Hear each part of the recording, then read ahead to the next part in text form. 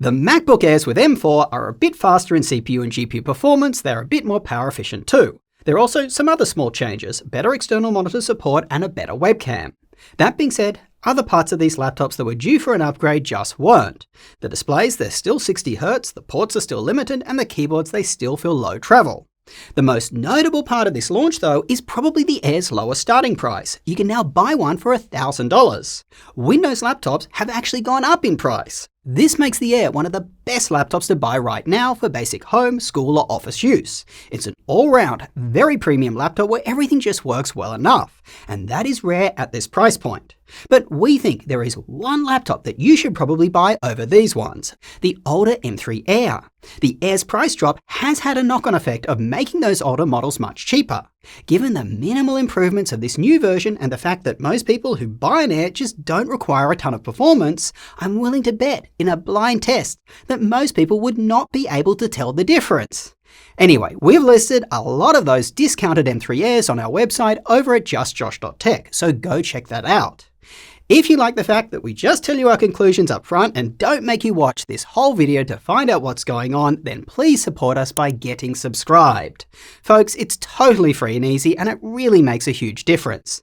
Anyway, let's dive into the details of these new M4 Airs, starting with Geekbench. This benchmark tests a variety of real-world common performance tasks like unzipping a file, tasks that can be hardware optimized. What we see here is that the new M4 MacBook Air is 18% faster in single-core and 23% faster in multi-core. That's when compared to the prior M3 version. If you've been holding on to the original M1 MacBook Air, this new one is 55% faster in single-core and 69% faster in multi-core.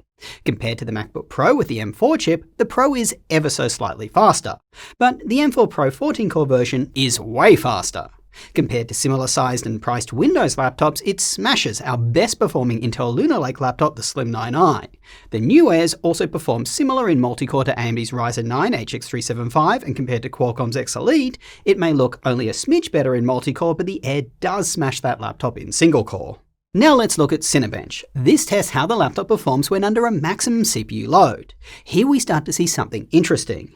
As you may know, MacBook Airs do not have a fan to cool their processors. In long-running tasks like Cinebench, these chips they get hot, and the only way to keep them within desired operating temperatures is to throttle their performance. We see this happening with both the MacBook Air 13 and 15. That's when compared to the MacBook Pro, also with the M4 chip. That laptop does have a fan to keep it cool. When comparing the older M3 Airs to these new M4 Airs, you do see a very sizable performance jump, so that is good. Once again, if you're coming from the original MacBook Air with M1, you're going to see a huge performance lift to one of these new models. Compared to Windows alternatives, Intel, AMD and Qualcomm, they are very far behind in single-core performance. Now in multi-core, Qualcomm and AMD, they do perform similar to what the M4 chip is capable of at its best. That's of course in the MacBook Pro 14's chassis. In fact, AMD even has a slight edge over the M4 in this test. However, the M4 in the Air's chassis, it does perform worse than AMD and Qualcomm. Let's now double-click in and take a look at sustained performance over time. This is where we ran Cinebench on a loop for 10 minutes. Really, this is a torture test and is something you are highly unlikely to do on a MacBook Air, but once again, it's interesting to see how these laptops perform when they are pushed to their limits. It's good to see that these laptops don't appear to throttle performance any more than they already have. But this is not actually the case. The first time we tested these new Airs, they throttled their performance even more, the 13-inch by a really large amount. So we ran the test several times. It appears that these Airs are able to achieve a Cinebench score of around 850, but not reliably. In particular, the 13-inch. This is not surprising, as heat dissipation is such a huge factor with the MacBook Airs. One thing we want to point out is that the older M2 and M1 Airs didn't really throttle at all. What seems to be happening is the performance gains of these newer M3 and M4 Airs just aren't free. The laptops feel hotter when doing performance tasks. The MacBook Airs with M3 and M4, they both feel pretty similar, but the M4 appears to be more efficient. The MacBook Airs with M4, they average a watt or so more power draw than the M3s and their processors get just as hot. But as I showed you, the M4s perform better. Side note, you may notice that Intel's Lunar Lake processor runs really cool here, but just don't be deceived by it, it performs by far the worst. Anyway, back on power draw, we did notice that these new M4 Airs now burst higher at 22 watts. So that should make short, bursty performance tasks like a quick code compile feel even snappier. If you are wondering what our power draws are for our retests, here they are right now, they're on screen. As a whole, when it comes to power efficiency, Apple continues to dominate. For the performance of these M4 chips, they draw much less power than Intel, AMD and Qualcomm's. We haven't talked fan noise because, as I said, there isn't any. We also checked coil whine and there wasn't any of that either. We have noticed it unfortunately on a couple of recent Windows laptops like the Surface Laptop 7 for Business. Now you may have noticed some laptops are missing from our graphs. For example, the Yoga Slim 7X with the X Elite chip was missing from a couple, and the 15-inch M3 Air was also missing from our CPU temp graph. Qualcomm, they don't allow us to measure some stats, and in several cases we had returned the laptops before we had run some of these newer tests. In terms of gaming performance, we ran Wildlife across platform Vulkan benchmark. We got a little over 9,000 for both Airs. This is a good step up in gaming performance and well ahead of Windows competitors. Like all our performance tests though, the M4 performs better in the MacBook Pro's larger chassis. By the way, if you are wondering, both our MacBook Airs do have the 10-core GPU, not the 8-core, that comes with the cheapest Air with 256GB of storage. After this, we ran Geekbench's compute test using Apple's Metal. Once again, we see a similar improvement, around 16% over the older M3 Airs. To test creative apps, we ran several of Puget's benchmarks. When it comes to Premiere Pro, all MacBook Airs from M1 to M4 perform very similar, as does the M4 MacBook Pro. This does not surprise me. All these chips have the same single media engine and a similar number of GPU cores. Video editing is extremely dependent on decoding footage, making changes to it and re-encoding it, which heavily uses that media engine. This being said, the huge number of extra GPU cores in the Pro chips and their faster memory bandwidth is why we do see a big performance jump there. And that is significantly amplified if you step up to a Max chip, which has even more GPU cores and double the media engines. Anyway, compared to Windows laptops, I must admit I'm a bit disappointed here. These new Airs are not doing much better than Intel's Lunar Lake, and AMD's Zen 5 processor destroys them. To check real-world video editing, we handed Taylor our 24GB of memory 15-inch MacBook Air to edit this video on. Hi guys, Taylor here. Just dropping in really quick to say that I did try editing the very video you're watching right now on this laptop. And even at an early stage, without many effects, the playback was a bit laggy and overall hard to work with. Taking a look at Photoshop, the M4 Airs are slightly faster than the M3 Airs. They significantly beat out Intel and Qualcomm and come close to AMD's performance. In terms of storage speeds, we noticed no noticeable changes from our 512GB MacBook Air M3 to the new M4. Same goes with the MacBook Air M4 to our MacBook Pro 14 M4, also with 512GB. Wi-Fi also unchanged, which is disappointing. Wi-Fi 6E and Bluetooth 5.3 is what we get. In 2025, we really should be seeing Wi-Fi 7 and Bluetooth 5.4. Alright, let's talk battery life. All of the MacBook Airs are able to sustain their full performance when unplugged. The new 13-inch Airs have a slightly larger battery at 53.8 watt-hours, up from 52.6. The battery size on the MacBook Air 15s is unchanged. Let's see how long these last. To test performance tasks while unplugged, we ran Cinebench on a loop for 30 minutes. The 15-inch Air only drained 8% of its battery, a very impressive result. The 13-inch did not do as well, draining 14%, placing it in between the M2 and M3 13-inch versions. But obviously, this new one does perform better. And also, when you look at these Windows laptops, they got crushed.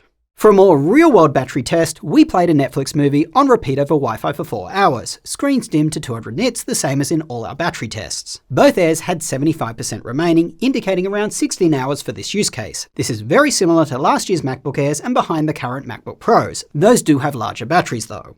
Battery testing, of course, wouldn't be complete without a full rundown. This is the simplest of our tests, as it just plays a downloaded movie on repeat. We see a pretty big improvement for this year's M4 Airs when compared to last year's. Look, when it comes to battery life, in super light use, as you saw, new Windows laptops, they do very well. But the moment that you start doing anything on them that requires even a skerrick of performance, like installing a program, the Macs shine and outlast Windows competitors.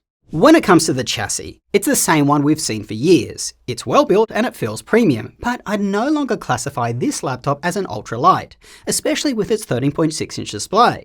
The new ThinkPad X1 Carbon, for example, has a larger 14-inch panel and weighs a lot less. When it comes to this new sky blue color, it's not very blue. It looks closer to a silver-colored MacBook than anything else.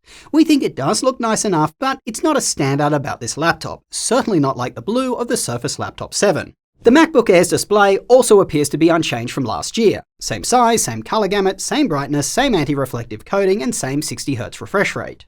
The refresh rate, clearly one of the most disappointing aspects of these laptops. I wouldn't classify it as a deal breaker, but most laptops at this price point, they do have fast refresh rate displays. Moving content on screen, such as scrolling a web page, will look smoother on those devices. The keyboard is also unchanged, which again is a bit disappointing. The Air's keyboard, it does feel responsive, but it also feels a bit low travel and less comfortable than the best laptop keyboards out there. When it comes to the ports, same limited number, same variety and placement. All charging ports are still on the left side, which is just annoying, as you may find yourself having to run cables around the back of your laptop which could get in your way. One update though is that external monitor support has been improved. Up to two 6K monitors can now be plugged in, while the internal screen is still operational. This is up from the one 6K external monitor plus the laptop's internal display of the older MacBook Airs with M3.